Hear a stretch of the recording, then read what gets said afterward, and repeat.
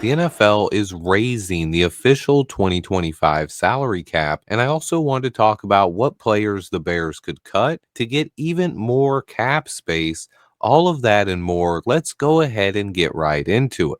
Most of us don't know too much about the ins and outs of the NFL's complicated salary cap formula.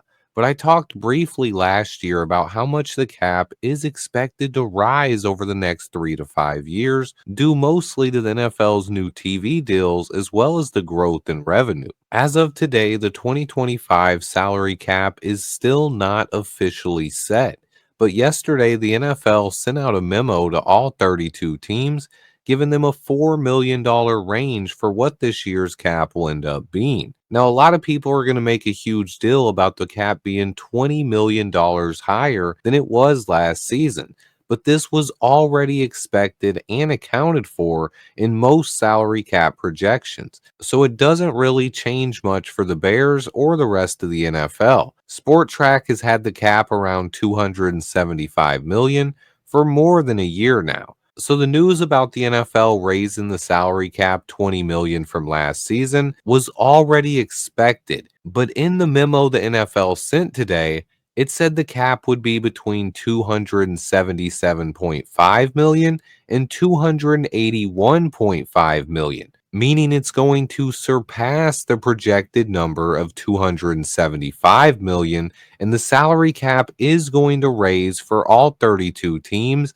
by at least $2.5 million. The official number is going to be somewhere between 2.5 million and $5 million in extra cap space for every team in the league. So every team is going to get additional cap space, but be forewarned because it happens every year. Some people assume the Bears got an additional 20 million in cap space because the cap number rose from 255 to over 275 million. But that was already accounted for. The final cap number still isn't set, but it should be finalized before free agency. The Chicago Bears official cap space is still unknown, but we are currently projected to have around 65 million in cap space. With the NFL's update to this year's cap numbers, the Bears and the rest of the NFL will now receive an increase between 2.5 and 4.5 million. So when all is said and done, the Bears are going to have around $70 million in cap space, and they can easily get that number to 80 or $85 million with just a couple of cuts. So now I want to talk about what players it actually makes sense to be released and what players the Bears could move on from.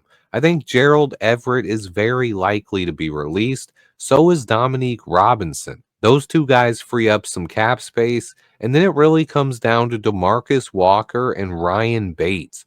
Both of those guys I'm 50-50 on right now, as they both provide some value and would also provide depth in the trenches. But depending on what the new coaching staff thinks, we could create more cap space and spend the money elsewhere. Both of them could end up staying, but both of them could end up getting cut as well.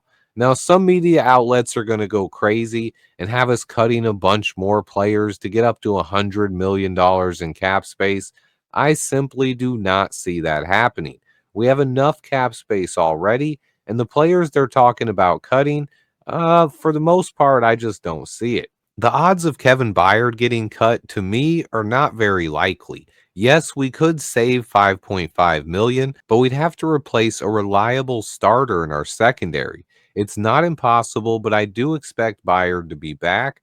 Also, TJ Edwards, DeAndre Swift, and Cairo Santos, I expect all of them to be back as well for at least one more season. We'd actually have a bigger dead cap hit than we would have savings if we cut Cairo Santos. So I think he's safe at least until training camp and probably for another season. Although I would like a kicker who can kick 55 plus yarders. But two more players I'll mention here. One is Tremaine Edmonds. And look, I get it. A lot of fans really do not like him, but cutting him would result in a dead cap hit of $13 million this season. Sure, we'd save 4 million instead of paying him 17, but that's a lot of dead cap money, and I still believe there's a lot of talent in Tremaine Edmonds. Let's see what he can do with Dennis Allen calling this defense. And to whoever's suggesting we cut Zach Pickens, stop it. Listen, Pickens has been a bust after 2 seasons, but give this guy a chance with Dennis Allen as well. It would only save us 300,000 in cap space, and we'd have a cap hit of 600K for cutting him.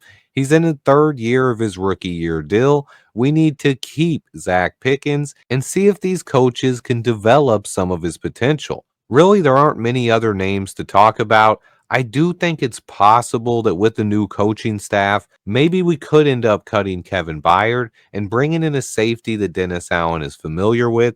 But this would be more possible if the Ravens were to cut Marcus Williams, a guy who played in New Orleans for a long time. But right now, I do not see that happening, and I don't think there's any chance we cut TJ Edwards either. When it comes to players to re sign, there are a couple guys that really make sense, but one that stands out to me would be bringing Jack Sanborn back on a short-term deal. I've always liked Jack Sanborn's game. But if my projections play out, the Bears should be headed towards free agency with about $85 million in cap space. That's plenty of space to fill the holes on the roster, and that's before even heading into the draft where we have 3 top 50 picks. I'm still kind of hoping that Ian Cunningham ends up taking that job in Jacksonville. I would simply love to have another third round pick this offseason because it's another hugely important one for the Bears. I'm excited because I believe once we start winning, our off seasons will not be nearly as entertaining. This is a huge one for Ryan Poles. Let me know what you guys are expecting. Please remember to hit that like button for me and stay tuned. Until next time, bear down.